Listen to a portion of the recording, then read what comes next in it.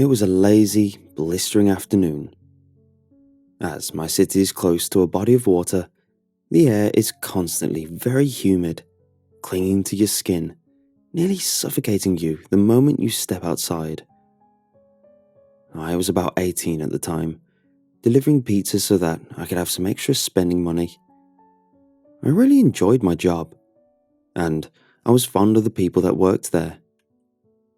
At that time, nearly everyone in that store was good friends with one another.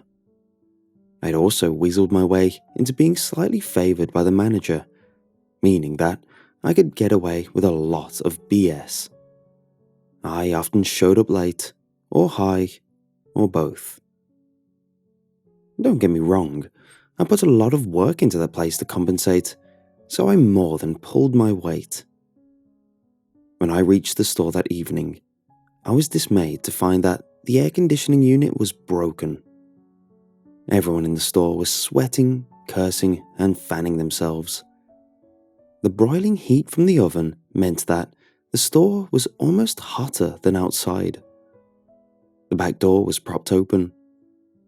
I remember feeling sorry for the teenagers they had employed to work at the front of the store, as they had to stay near the ovens for their whole shift. At least I got to sit in the AC of my car half the time. Everyone was relieved when the sun began to set. At this point, it was past 8 p.m. and the store was getting increasingly busy. I had delivered to countless birthday parties, pool parties, and your typical houses or apartments at this point. The pools were the worst, because you had to walk around in the sun to try and figure out who ordered. Eventually, the customer usually notices me and approaches me or flags me down. Sometimes, however, I'm left hanging and have to call them or ask a lifeguard. This run was one of those times. It came in at around 11 p.m. An order of a single small pizza, no cheese, and all of the meats. The computer indicated that it was to be paid in cash upon arrival. Weird, sure, but I've seen worse.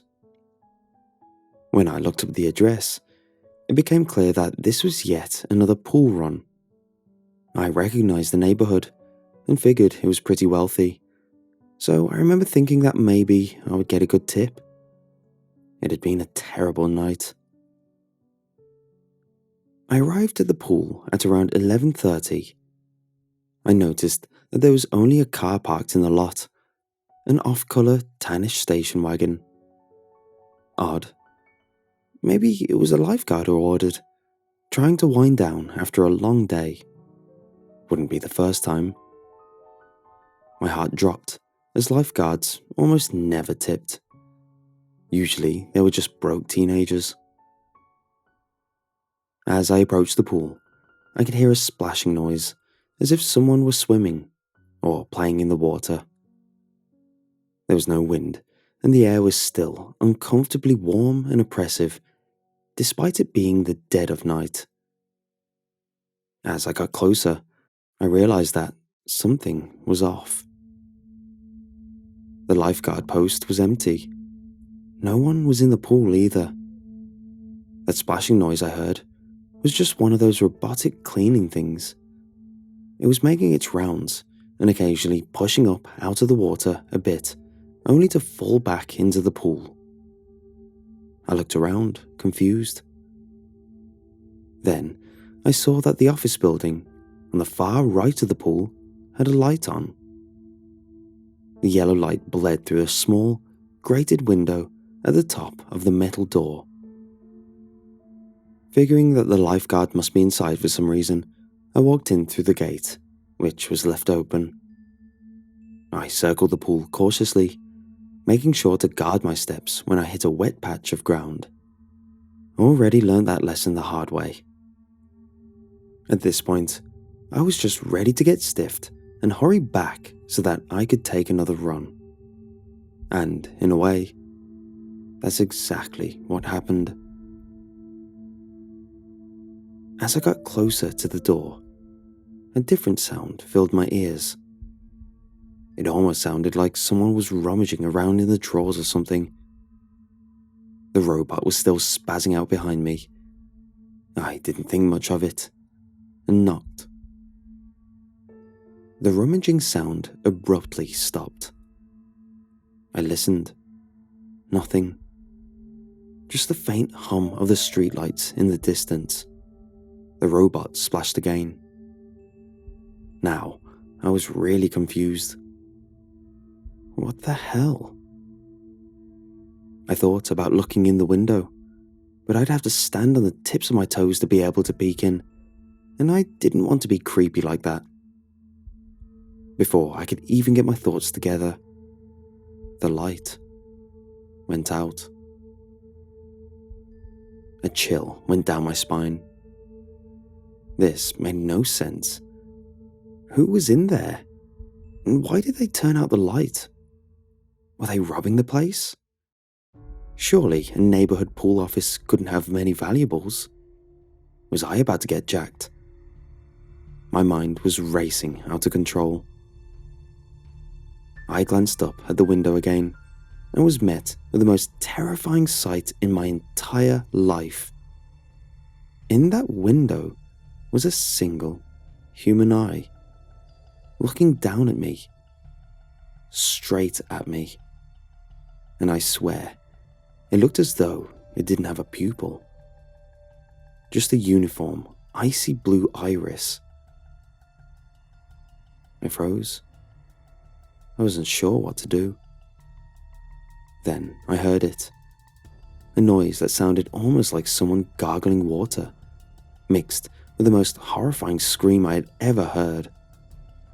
The scream was high-pitched, like a woman's, but something wasn't right about it, as if I was hearing it from underwater.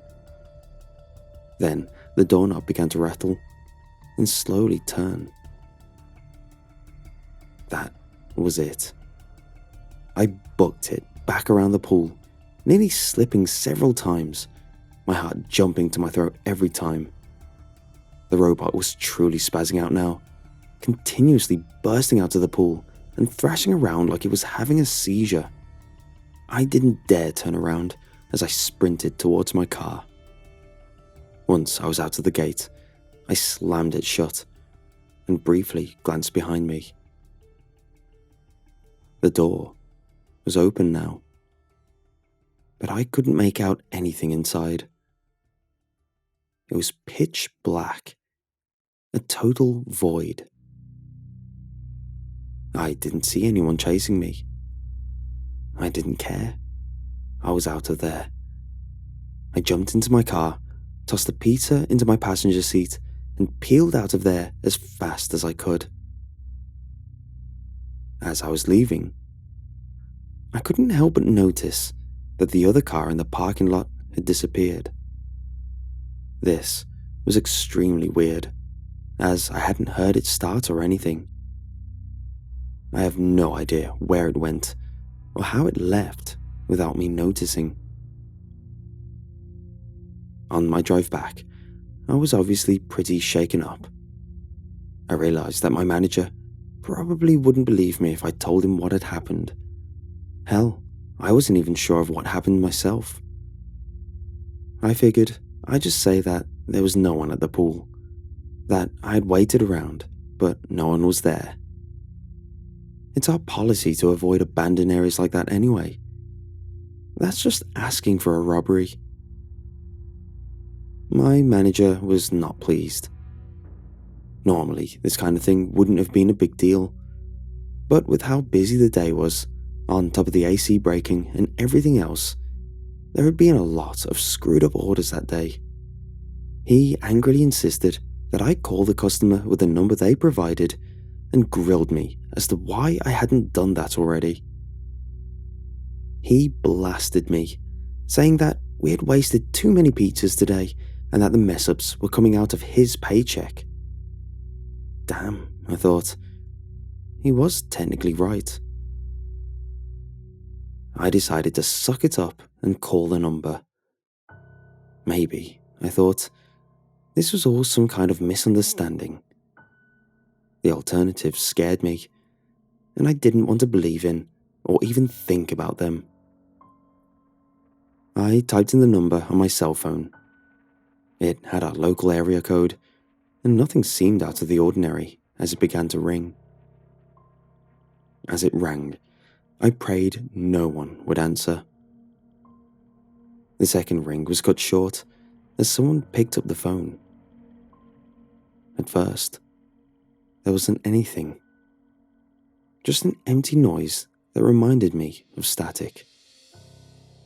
Then it started, a slow, steady sound, like gargling, like before at the pool house, but slower, deeper, more deliberate. Then there was a voice, a deep growl, slowly pronouncing each syllable of a word. At first, I didn't understand, but then it dawned on me.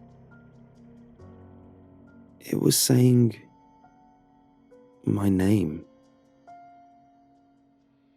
I jumped and quickly hung up the phone, my veins turning to ice as I stood there in the back corner of the store, shaking. I didn't know what to do. I told my manager that no one answered, and he shrugged, indicating that it was water under the bridge.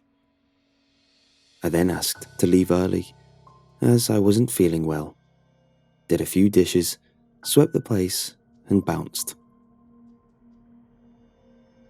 I didn't sleep much that night.